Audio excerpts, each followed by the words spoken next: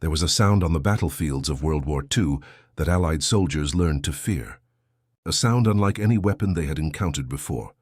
Not the staccato pops of ordinary machine guns, but a continuous roar, a buzzsaw ripping through the air at impossible speed. Allied troops called it Hitler's Buzzsaw or Hitler's Zipper. The Germans called it the MG-42 or Maschinengewehr 42. It was the most feared machine gun of the war. This is the story of a weapon that changed machine gun design forever. A weapon so effective that its design influences military arms to this day. To understand the MG-42, we must first understand German military doctrine. The German army, or Wehrmacht, used a tactical concept called Auftragstaktik. This meant mission-type tactics, where small units operated independently. The foundation of German infantry tactics was the machine gun. Not the rifle as in most armies, but the machine gun. German infantry squads were built around the machine gun. Riflemen existed to support and protect the machine gunner.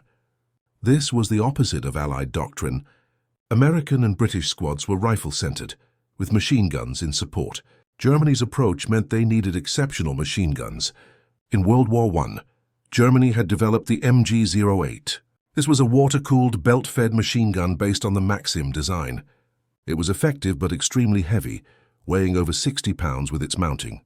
After World War I, Germany was restricted by the Treaty of Versailles. They were forbidden from developing many weapons. But in the 1920s and 30s, Germany began secretly rearming. They needed a new machine gun for modern warfare. The result was the MG-34, introduced in 1934. The MG-34 was revolutionary for its time. It was the world's first general-purpose machine gun. It could serve as a light machine gun, fired from a bipod, or it could be mounted on a tripod as a heavy machine gun. It could even be mounted on vehicles or used as an anti-aircraft weapon. This versatility was unprecedented. The MG-34 fired at 800 to 900 rounds per minute. It was air-cooled and belt-fed. It was more portable than water-cooled machine guns. German soldiers loved the MG-34, but the weapon had significant drawbacks. It was expensive and time-consuming to manufacture. The MG-34 required precise machining and tight tolerances. Each weapon took many hours of skilled labor to produce. It was also sensitive to dirt and debris. In the mud of the Eastern Front, or the sand of North Africa, it could jam. As Germany prepared for a long war, these limitations became critical. Germany needed a machine gun that was faster to produce, one that required less skilled labor, and one that was more reliable in harsh conditions. But it still needed to match or exceed the MG-34's performance. In 1937, the German army issued requirements for a new machine gun. Several companies submitted designs. The winning design came from Metall- und Lackierwarenfabrik Johannes Großfuß AG. This was a metalworking company from Döbeln, Saxony. They had no previous experience making machine guns, but they brought a fresh perspective to the problem. The design team was led by Dr. Werner Gruner. Gruner was an engineer, not a weapons expert. This outsider status proved to be an advantage. He wasn't bound by traditional thinking about machine gun design. Gruner's team used innovative manufacturing techniques. They employed stamping and welding instead of machining. Metal stamping creates parts by pressing sheet metal into dies. This is much faster than cutting metal on a milling machine. It also requires less skilled labor. The parts are then welded together, rather than fitted with screws and pins. This was considered radical for a precision weapon. Traditional gunsmiths were skeptical that stamped parts could be accurate, but Gruner proved them wrong. The new weapon, designated MG-42, performed brilliantly.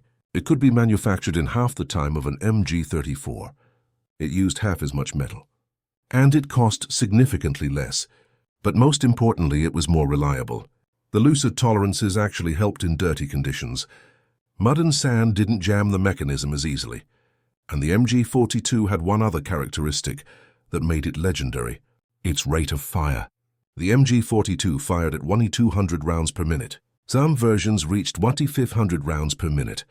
This was 50 to 80% faster than the MG-34. It was twice as fast as most Allied machine guns. At this speed, individual shots blurred together. Instead of a rat-tat-tat sound, it produced a continuous roar. The human ear cannot distinguish individual shots above about 800 rounds per minute. The MG42 far exceeded this threshold. The result was the infamous Buzzsaw sound. This sound had a profound psychological effect. Allied soldiers were terrified of it. They knew that when they heard that sound, death was coming at incredible speed.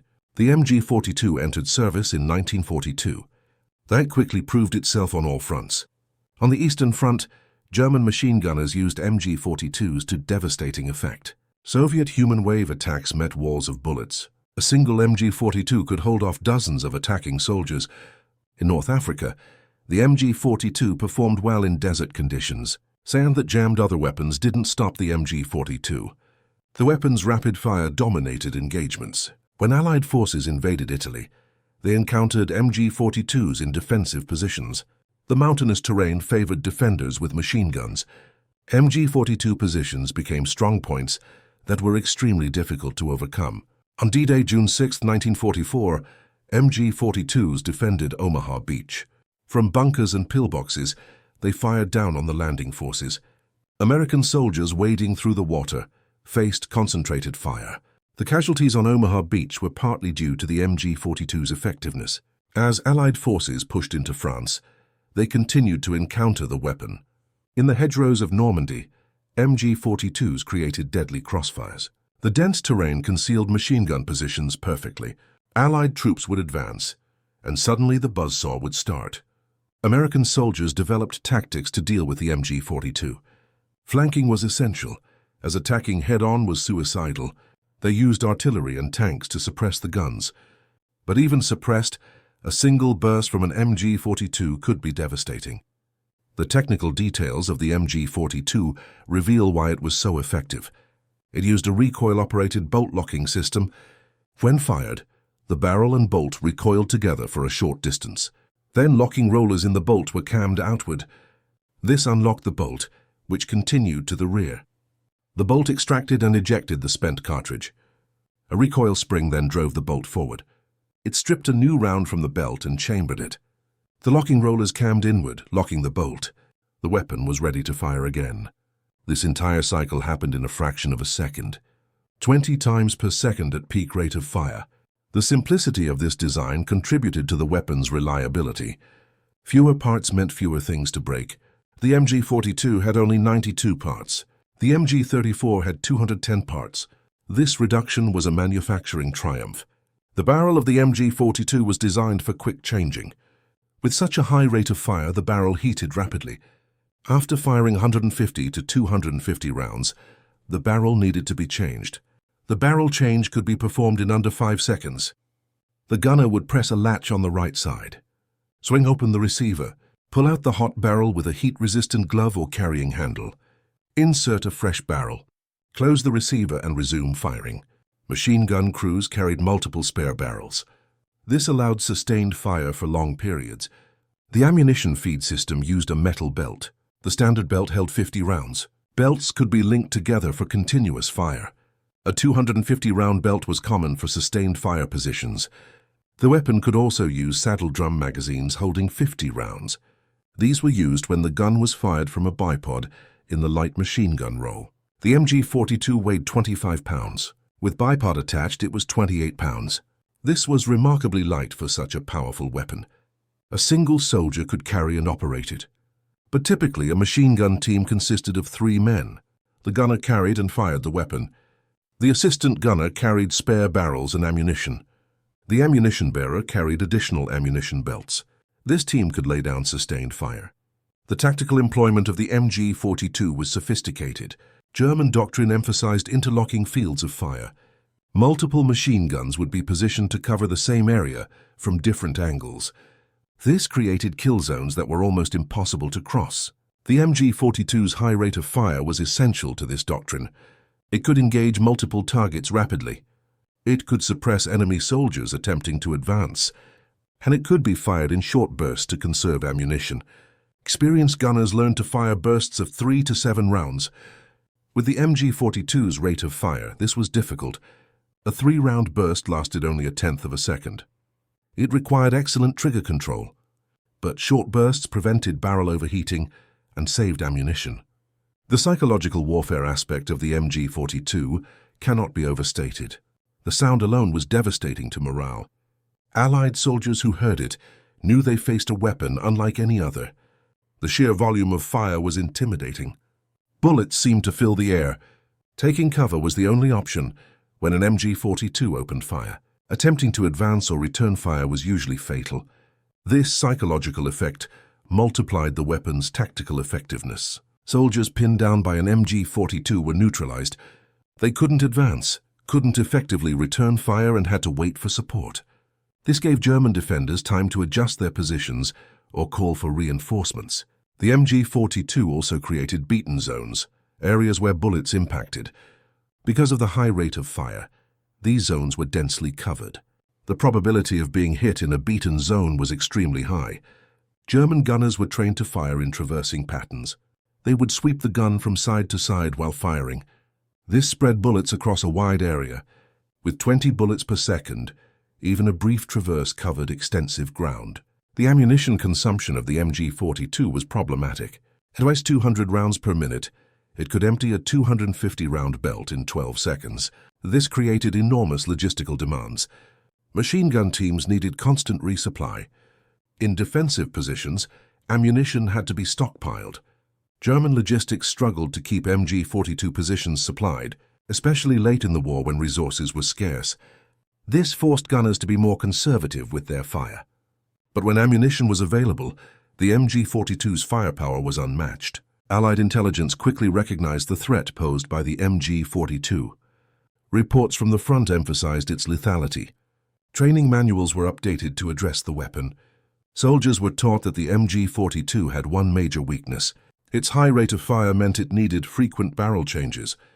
If you could catch a crew during a barrel change, they were vulnerable. But timing this was nearly impossible in practice. The 5-second barrel change gave attackers little opportunity. And German machine gun teams were trained to provide covering fire during changes. The Allies attempted to copy the MG-42's design. Captured examples were extensively studied. American ordnance experts were impressed by the manufacturing techniques. They recognized that stamping and welding were superior for mass production. But developing a copy would take time. The war ended before Allied versions could be fielded. However, the lessons learned influenced post-war weapons development. The MG-42 in defensive positions was nearly impregnable. German forces often established defensive lines anchored by machine guns. The MG-42s would be positioned in bunkers or well-prepared fighting positions. They had interlocking fields of fire and pre-sighted on likely approaches. Attacking these positions required combined arms tactics. Artillery would soften the position. Tanks would provide direct fire support. Infantry would advance under smoke cover. Even then, casualties were often heavy. The Battle of the Bulge showcased the MG-42 in offensive operations. German forces launched a surprise attack through the Ardennes in December 1944. MG-42 teams provided covering fire for advancing infantry. They suppressed American positions while German troops maneuvered. The weapon's mobility and firepower made it effective in the attack, as well as defense. Variants of the MG-42 were developed for different roles. A version was mounted on tripods for sustained fire positions. The Lafette 42 tripod mount included an optical sight and traversing mechanism. This allowed precise indirect fire at ranges up to 3,500 meters. Vehicle-mounted versions armed tanks, half-tracks, and other vehicles. The weapon's high rate of fire was valuable for anti-aircraft defense. Special mounts allowed the MG-42 to engage low-flying aircraft. Twin-gun and quad-gun anti-aircraft mounts were developed. These created a storm of bullets that could bring down planes. The production numbers of the MG-42 were substantial. From 1942 to 1945, over 400,000 were manufactured. Multiple factories produced the weapon. The stamping process allowed rapid production even under Allied bombing. Factories could be dispersed and production maintained. This resilience was built into the weapon's design from the beginning. As the war turned against Germany, the MG-42 became even more critical. With fewer soldiers available, firepower became paramount. A single MG-42 position could do the work of an entire rifle squad. German commanders relied heavily on these weapons in the final years. During the Soviet advance in the East, MG-42s bought precious time. Defensive positions held by determined machine gunners delayed Soviet offensives. The weapon's reliability in winter conditions was crucial. While other weapons froze, the MG-42 continued to function. In the West, during the retreat through France, the MG-42 covered withdrawals. Rearguard actions relied on these machine guns. A few gunners could hold off pursuing forces, while the main body escaped. The weapon's effectiveness never diminished, even as Germany's fortunes collapsed. Allied soldiers continued to respect and fear the MG-42 until the very end. Veterans recalled specific encounters with the weapon decades later. The sound remained etched in their memories. That distinctive buzzsaw roar was unforgettable. When Germany surrendered in May 1945, the story of the MG-42 didn't end. The weapon had made such an impression that it influenced decades of firearms development. After the war, both East and West recognized the MG-42's superiority. The Soviet Union studied captured examples extensively. Elements of its design appeared in later Soviet machine guns. The United States Army conducted thorough evaluations. American ordnance teams dismantled and tested the weapon. They were particularly impressed by the manufacturing methods. The stamping and welding techniques were revolutionary for military weapons. This influenced American small arms development in the following decades. But the most direct continuation came from Germany itself. When West Germany was allowed to rearm in the 1950s, they needed machine guns. The obvious choice was a modernized version of the MG-42.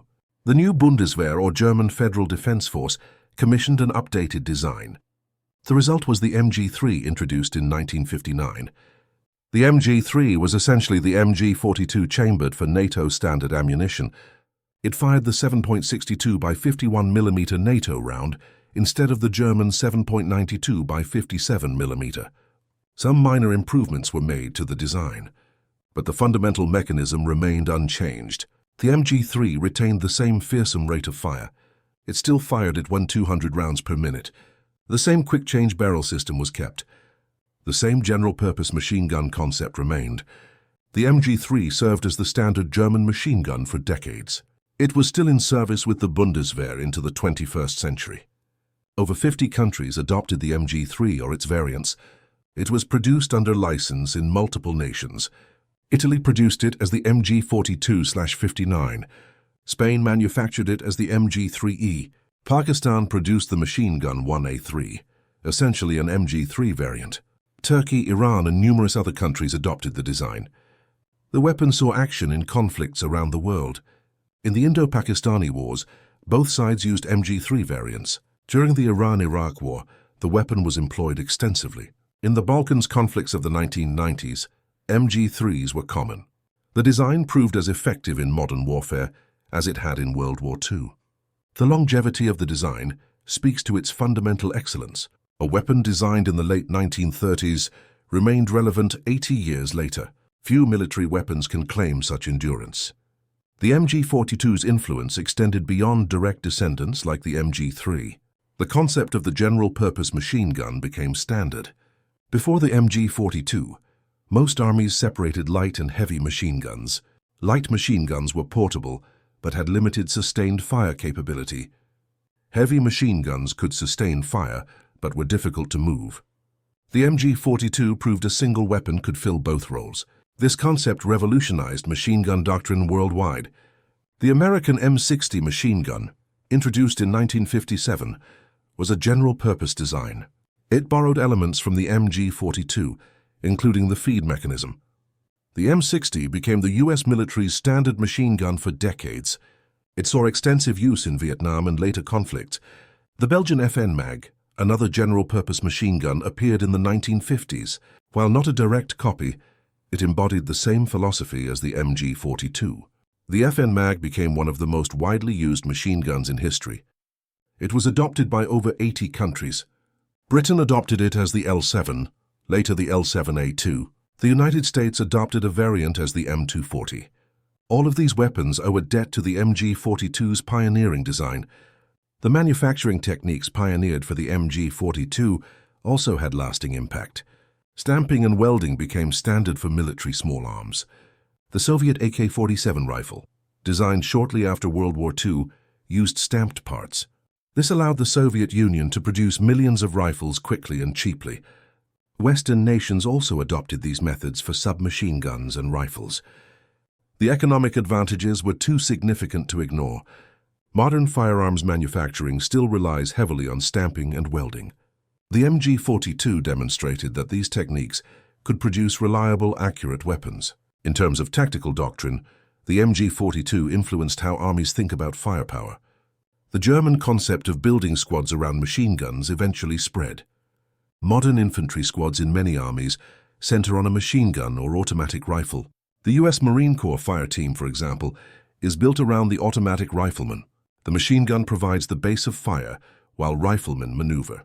This is essentially the German doctrine that the MG42 was designed to support. The psychological impact of high rates of fire also became recognized doctrine. Modern military research confirms what the MG42 demonstrated empirically. Higher rates of fire create greater suppression effect. Soldiers under fire tend to take cover and become less effective. The more bullets in the air, the stronger this effect. This principle influenced weapons development throughout the Cold War. Let's examine some specific technical aspects that made the MG42 revolutionary. The roller-locked bolt system was innovative for its time. This mechanism distributed recoil forces efficiently. It allowed for a lighter weapon without sacrificing reliability. The roller-locking principle was later adapted for other weapons. The Spanish Setme rifle used a delayed blowback version. This eventually evolved into the German G3 rifle. The G3 became one of the most successful battle rifles of the Cold War. The roller-delayed blowback system also appeared in the MP5 submachine gun. The MP5 became the world's most famous submachine gun, used by special forces and police units globally. All of these weapons trace their operating system back to concepts in the MG42. The quick-change barrel system of the MG42 set a standard. Modern machine guns universally feature quick-change barrels. The M240, M60, FN Mag, and virtually every current machine gun has this feature. The specific latching mechanism may differ, but the concept remains. Some modern weapons take inspiration even more directly from the MG42. The Austrian MG74 is essentially a licensed MG42 variant. Yugoslavia produced the M53, based heavily on the MG42 design. The M53 saw extensive use in the Yugoslav wars of the 1990s. Even in recent conflicts, MG42 derivatives remain in use. In Syria, various factions have employed MG3s and similar weapons. These 80-year-old designs still prove effective on modern battlefields. The ergonomics of the MG42 were also ahead of their time. The pistol grip and trigger arrangement became standard for machine guns. Earlier designs often had awkward trigger placements or grip angles. The MG42's layout allowed for more natural weapon handling. This improved accuracy and reduced operator fatigue. Modern machine guns follow this same basic layout. The sight system of the MG42 was simple but effective. A folding rear sight with multiple range settings. A simple post-front sight. This allowed for quick target acquisition at close range. The sight picture was clear and uncluttered. For longer ranges, the tripod-mounted version had optical sights. These allowed for precise indirect fire. Machine gunners could engage targets beyond their direct line of sight. By calculating range and trajectory, they could drop bullets onto enemy positions. This capability made the MG42 effective at ranges up to 2,000 meters or more. The training required to operate the MG42 effectively was substantial. German machine gunners underwent specialized instruction. They learned to maintain and repair the weapon in field conditions. They practiced quick barrel changes until they could do it blindfolded. They studied ballistics and learned to estimate range. They practiced traversing and searching fire patterns. They learned to work as part of a team with their assistant gunner and ammunition bearer. This training created highly skilled machine gun crews. The effectiveness of the MG42 depended not just on the weapon, but on the men using it. German veterans often spoke of their respect for the weapon. It was reliable, powerful, and gave them a fighting chance even when outnumbered. Many credited the MG42 with saving their lives. Allied veterans had a different perspective, but equal respect. They knew the MG42 was a fearsome weapon in skilled hands. Stories of encounters with MG42s became part of unit lore. Soldiers would recount attacks that stalled under machine gun fire. They would describe the sound, the terror, the scramble for cover. These personal accounts give us insight into the weapon's battlefield impact. Beyond the human stories, the technical achievements remain impressive. The MG42 demonstrated that innovative manufacturing could yield superior weapons. It showed that unconventional approaches could solve military problems. Dr. Werner Gruner and his team at Grossfuss created something truly revolutionary. They took a fresh look at an old problem and found a better solution. Their willingness to break with tradition produced one of history's great weapons. The MG42 also represents a fascinating case study in weapons development. It shows how urgent military need can drive rapid innovation. From initial concept to battlefield deployment took just a few years. The weapon entered service in 1942 and immediately proved itself. There were no major teething problems or lengthy development setbacks. The design was fundamentally sound from the beginning. This stands in contrast to many weapons programs that stretch over decades. Modern military procurement often involves lengthy testing and revision. The MG42 succeeded because it solved real problems with practical solutions. It wasn't over-engineered or burdened with unnecessary features. It did its job superbly well and did nothing else. This focused design philosophy is a lesson for weapons developers. The ammunition for the MG42 deserves mention as well. It fired the 7.92 by 57mm Mauser cartridge. This was a full-power rifle round with excellent range and penetration. The standard load was a 198-grain boat-tail bullet. This provided effective range out to 1,000 meters for aimed fire. The cartridge's power meant the MG42 could defeat cover and light armor. Sandbags and wooden structures offered limited protection. The MG42's combination of rate of fire and powerful ammunition was devastating. Later versions chambered for NATO ammunition maintained similar performance. The 7.62 NATO round is comparable in power to the original German cartridge. This ensured the MG3 retained the effectiveness of its predecessor. Some modern armies have moved to smaller caliber machine guns.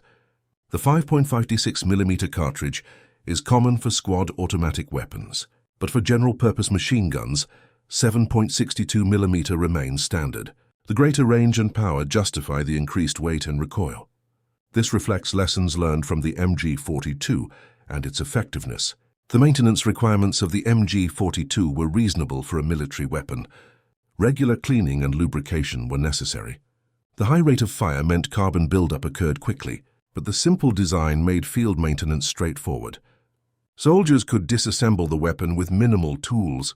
A cleaning kit and some oil were sufficient for routine care. More extensive maintenance required armorer-level skills. Replacing worn parts or fixing mechanical issues needed specialized knowledge. But catastrophic failures were rare if the weapon was properly maintained. The durability of the MG42 was exceptional. Weapons that saw heavy use throughout the war were still functional at its end. Many captured MG42s were put back into service by Allied forces. Israeli forces used captured German weapons, including MG42s, in their early wars. This practical longevity speaks to the quality of the design and construction. In terms of accuracy, the MG42 performed well for a machine gun. Machine guns are area weapons, not precision instruments. Their purpose is to cover an area with fire, not to hit specific targets. But within this role, the MG42 was consistent and predictable. The high rate of fire actually improved hit probability. More bullets in the air meant more chances to hit moving targets. The recoil was manageable, especially when fired from a bipod or tripod. Skilled gunners could keep bursts on target effectively. The weapon's balance and ergonomics contributed to its controllability. Comparing the MG42 to other World War II machine guns highlights its superiority. The American Browning M1919 was reliable, but fired only 400 to 600 rounds per minute. It was also heavier and not designed for quick barrel changes. The British Bren gun was accurate and well-liked, but had a similar rate of fire. It used box magazines holding only 30 rounds, limiting sustained fire. The Soviet DP-28 fired from a Pan magazine and had reliability issues. It fired about 500 to 600 rounds per minute and was prone to jamming. The Japanese Type 92 was heavy and slow, firing only 450 rounds per minute. None of these weapons approached the MG42's combination of firepower and reliability. The MG42 outclassed its contemporaries in almost every measure. This superiority forced Allied armies to adapt their tactics. Infantry units learned to identify machine gun positions before advancing. They called in artillery or air support to neutralize these positions. They used smoke grenades to obscure the gunner's view. They employed suppressive fire from multiple directions. These tactical adaptations became standard infantry practice. The lessons learned fighting against MG42s influenced post-war training. Military academies studied the weapon's impact on battlefield dynamics. The MG42 became a case study in weapons effectiveness. It demonstrated how a superior weapon could multiply a force's effectiveness. The cultural impact of the MG42 extends into popular media. War films featuring World War II often prominently feature the weapon. The distinctive sound effect is instantly recognizable to audiences. Movies like Saving Private Ryan showcased the MG42's lethality. The D-Day landing sequence depicted MG42s in bunkers, mowing down soldiers. This accurate portrayal introduced millions to the weapon's fearsome reputation. Video games set in World War II invariably include the MG42. Games like Call of Duty and Medal of Honor feature it as a powerful weapon. Players learn to respect its capabilities in virtual combat. The MG42 has become iconic in popular culture's depiction of World War II. It represents German military technology and tactical prowess. For collectors and firearms enthusiasts, the MG42 is highly sought after. Original wartime examples are rare and valuable. Legal restrictions in many countries limit civilian ownership, but deactivated examples and semi-automatic versions exist for collectors. Museums around the world display MG42s in their collections. These exhibits preserve the weapon's history for future generations. The technical specifications tell part of the story.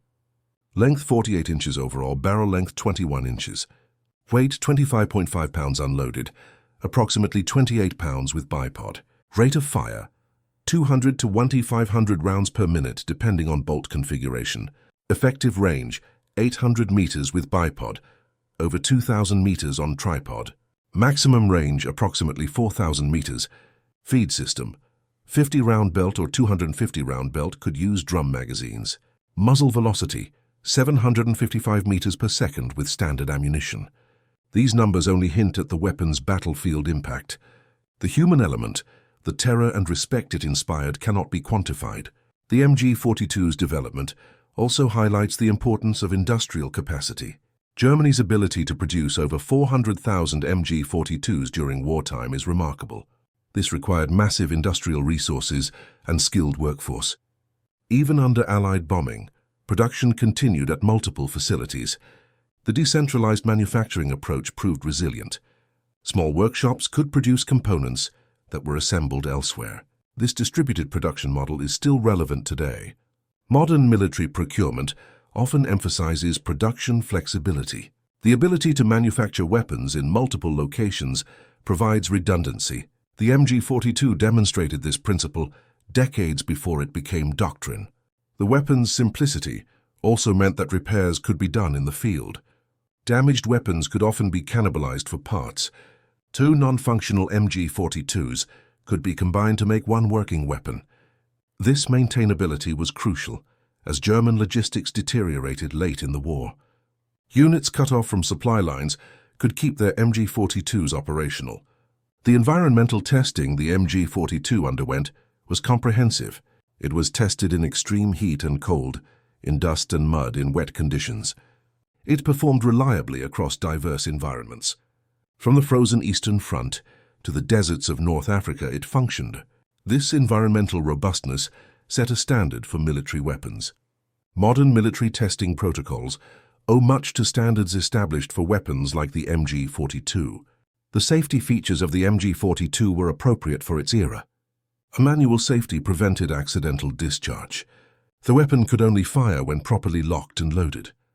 The trigger required deliberate pressure, reducing the chance of unintended fire. Hot barrel warnings were built into the design with visible indicators. Soldiers were trained extensively in safe handling procedures. Despite the weapon's power, accidents were relatively rare when procedures were followed. The sound signature of the MG42 deserves deeper examination. The buzzsaw effect came from the exceptionally high cyclic rate. 200 rounds per minute, that's 20 shots every second. The human ear perceives sounds above 10 to 15 per second as continuous.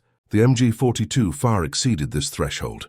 The result was a seamless roar rather than distinct gunshots. This sound was amplified by the weapon's muzzle brake and flash suppressor. The acoustic properties created a unique and terrifying audio signature. Veterans decades later could still describe the sound with perfect clarity. It had become burned into their memories. The training films produced for the MG42 were comprehensive.